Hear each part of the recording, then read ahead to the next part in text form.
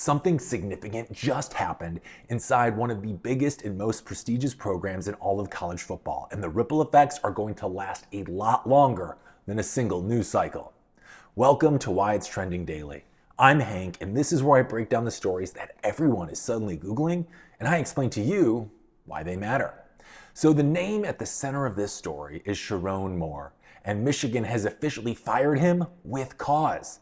So let's walk you through what we actually know right now, because Michigan didn't leave much ambiguity here. So late Wednesday, the university officially announced that Moore was terminated immediately after an internal investigation found what they called credible evidence that he had an inappropriate relationship with a staff member.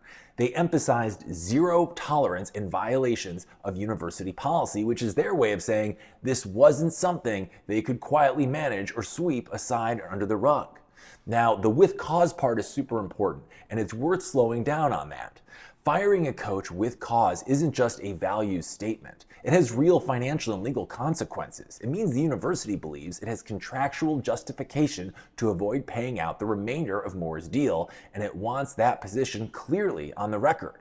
So this wasn't a soft landing or a mutual parting of ways. This was Michigan saying, we're done immediately. Now, what makes this especially jarring is that Moore wasn't failing on the field. Over 2 seasons, he went 17-8. He took over after Jim Harbaugh left. He held the program together and helped Michigan navigate multiple suspensions and controversies. He coached during the sign-stealing fallout, managed high-pressure rivalry games, and for a while, he looked like the person who stabilized the program during what was ultimately a chaotic transition.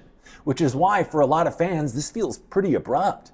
But when you zoom out, you can see where Michigan's internal line was. The program survived sign stealing, it survived recruiting violations, it survived NCAA scrutiny because those issues, however messy, were tied to competitive success and could be managed institutionally. Now, this situation was very different. An inappropriate relationship inside a power structure creates legal exposure, HR risk, and long-term liabilities. And at that point, the conversation stops being about football and starts being about protecting the integrity of the institution. Now layer in the timing, because that's where this really starts to snowball here. Michigan is weeks away from its Citrus Bowl matchup against the University of Texas. The transfer portal is about to open. Recruits, players, and assistant coaches are watching this play out live, and everyone is asking the same question. What the heck happens next? Biff Poggi is stepping in interim tells you this is a holding pattern, not a long-term solution. And uncertainty, especially in modern college football, is dangerous. I mean, players who might have stayed suddenly have options. Recruits who signed can legally reconsider. Assistants are forced to think about their own futures, whether they want to or not. Now, this firing doesn't just remove a head coach. It shakes confidence across the entire ecosystem of the University of Michigan's program, which brings us to the next phase of this story. Who's going to replace him? And this is where Michigan's problems become very clear.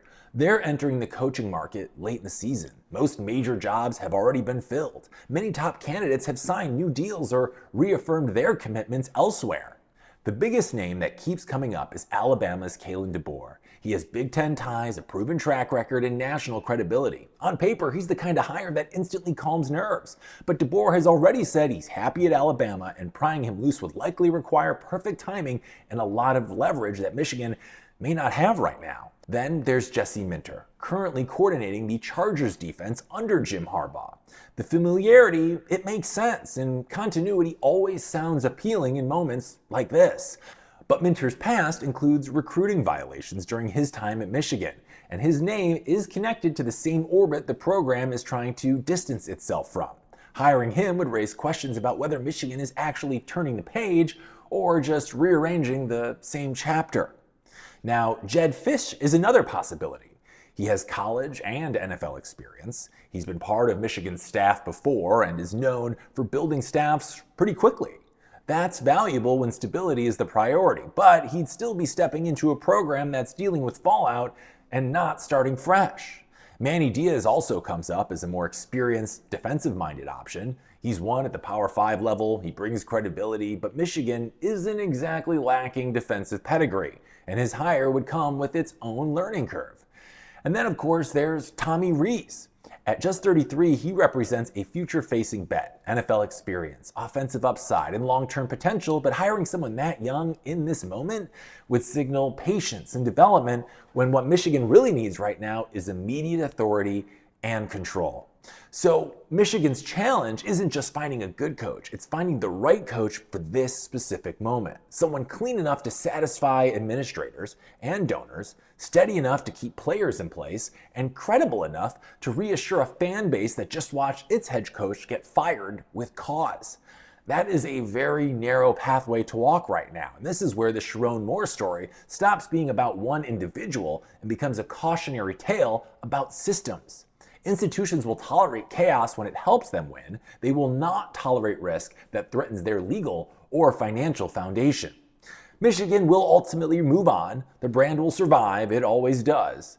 But Moore's career is now permanently framed by a single phrase in a press release, and Michigan is left navigating a coaching search that arrived at exactly the wrong time under exactly the wrong circumstances. This is just another reminder that college football isn't just about Saturdays and scoreboards. It's a billion-dollar operation where timing, optics, and contracts matter just as much as the wins and losses.